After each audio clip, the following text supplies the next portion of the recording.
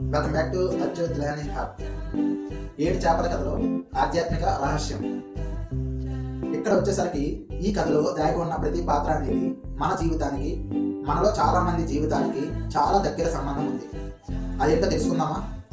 అయితే ఇక్కడ రాజు అంటే మనిషి, ఏడుగురు కొడుకులు అంటే మన శరీరంలోని 7 సప్తధాతువులు. సప్తధాతువులు అంటే 7 ధాతువులు.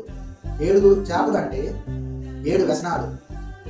అయితే 7 వ్యసనాలు వచ్చేసరికి చూద్దాము. కామం, జోదం, వేట, మద్యపానం, అర్థదోషణం, నెక్స్ట్ దండపౌరుషము, వాక్పౌరుషము. ఈ 7 వ్యసనాలు. చేపలను ఎండబెట్టడం అంటే ఈ 7 వ్యసనాలను మనం జయించడం. కానీ ఈ కథలో ఒక చేప ఎండలేదు అంటే ఆ 7వ చేప కామం, కోరిక. ఈ కామం, కోరిక అనేది మనలో ఎప్పుడు కూడా చివరిదిగా ఎండదు. ఎప్పుడు కూడా ఆ కామానికి, కోరికకి ఏం కావాలంట? మోక్షం కావాలి. ఆ మోక్షం కావాలన్నదే కోరిక. ఈ కథలో లోతైనటువంటి అర్థం తెలుసుకోవాలి అంటే నెక్స్ట్ వీడియోలో చెప్తాను.